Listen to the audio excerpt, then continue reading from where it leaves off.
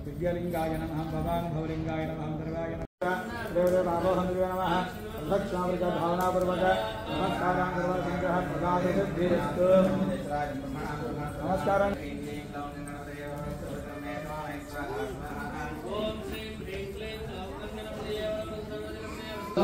ब्रह्मा विष्णु महेश्वर स्वरूपं आ त्रिशूलेश्वर కథ చుట్టూ ప్రాకారం గోడల్లాగా ఉంది కదా వీటిని తాండవేశ్వరుడు అంటే దీన్ని ఈ ప్రాకారం ఏమంటారంటే కైలాస యంత్రం భవాది పృథ్వీ మూర్తులు తర్వాత ఏకాదశ రుద్రులు షట్కారకులు అంటే ఓం నమ శివాయ ఇక్కడ కలశాలు పెట్టారు కదా వీళ్ళు షట్కారకులు అంటారన్నమాట పంచాక్షరి ఓంకారం కలిపితే ఆ వారి కలశాలు షట్కారకులు ఆ తర్వాత ఇలాగ 5 కలశాలుగా పెట్టారు కదండి